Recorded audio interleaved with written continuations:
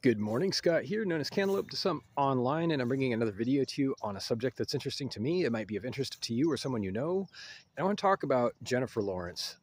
But first, let me open with the idea that there are three types of conversation in general. There's conversation that discusses people, there's conversation that discusses ideas, and there's conversation that discusses events.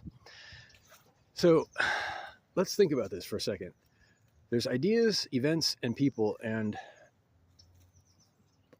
will gravitate towards one of these types of conversation in general. And I want to just say that I pretty much never talk about people. I like to avoid it when possible. It's not a hard rule, obviously. I do mention people in my videos, but in the context of ideas, usually I like to discuss ideas is my point. And in this video, I'm going to just kind of deviate from my usual, and I'm going to talk specifically about Jennifer Lawrence. I want to talk about Jennifer Lawrence in particular when she went on broadcast TV very publicly and called Jeffrey Epstein an ass boil. I just want to talk about that for a second because Jennifer Lawrence probably enjoyed the applause that she got from that. And this is the idea that's connected in this video, that we all kind of want to call someone an ass boil if there's applause in it. And it's usually about the applause, if we're being honest.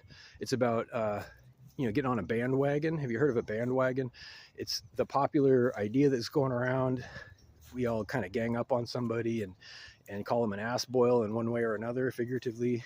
And people cheer and we all agree that we hate this person. And it's just kind of in human nature. And I'm not sure I understand the impulse, but there is one.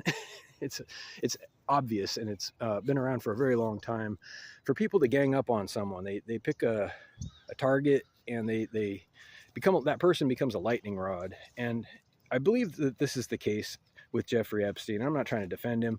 I'm not saying he did or didn't do anything, because honestly, I don't know. And that's the only honest answer for most people. You don't really know. There was a case, he was convicted, and that's between him and the court. And he was, apparently murdered in jail. It's safe to say he didn't commit suicide. Someone killed him, because that's what happens. It's famous in prison. People who are abusive towards children frequently come to a bad end in prison. And I'm not talking about that necessarily either, except in the context that it's not Jennifer Lawrence's business, first of all, on network TV, to go on about things that aren't necessarily her purview. More about Jennifer Lawrence. She's a beautiful woman. She has always been, and I'm actually a big fan of her art, her work, her acting. And she was in Hunger Games, at least one of them, a few of them, I think. And I used to think that she was a really good person until I realized that she's prone to jumping on that bandwagon.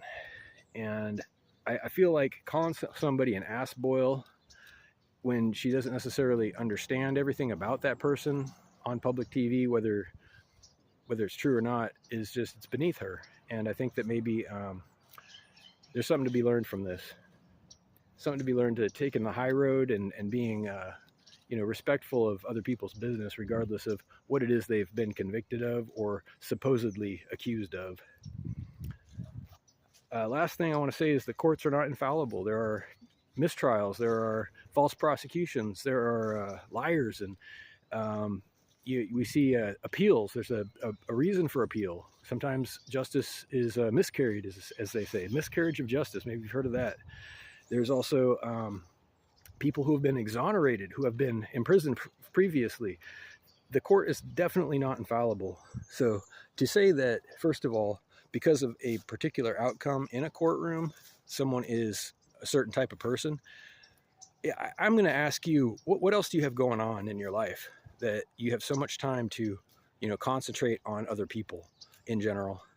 What is going on that you are going to profit on network television from, calling someone that perhaps you even benefited from in some way an ass boil? Did she?